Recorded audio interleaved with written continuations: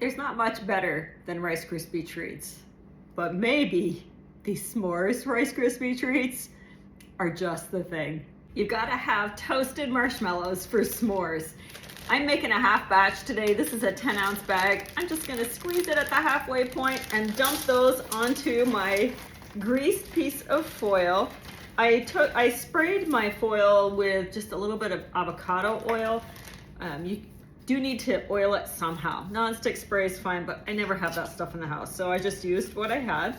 This is gonna go into the broiler until they're nice and toasty. Now make sure you watch them. They can go from toasted to on fire in no time.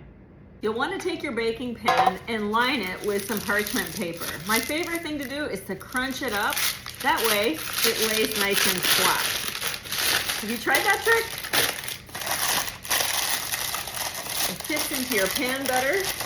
And for these Rice Krispie treats, by using the parchment, we'll be able to lift it out, cut it into squares, because it's gonna have a bunch of chocolate bars on there, and we wanna be able to lift it out easily.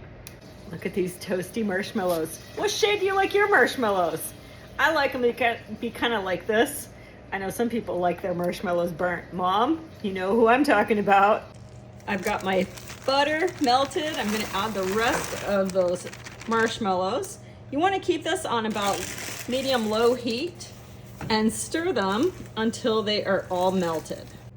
Now that our marshmallows are mostly melted, we're gonna add just a pinch of salt and half a teaspoon of vanilla.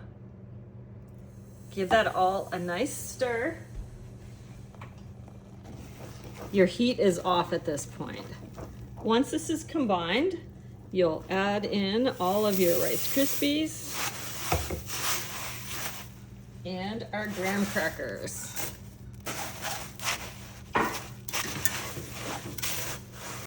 After you've let it sit for a couple of minutes, you'll add in your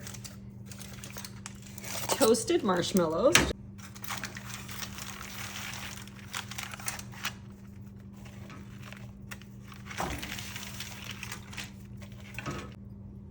And of course, our Hershey bars. Let's get everything mixed up. We'll just put all of this right onto the parchment paper. And then you're just gonna use the back of your scraper to kind of press it down. You don't wanna pack it too hard.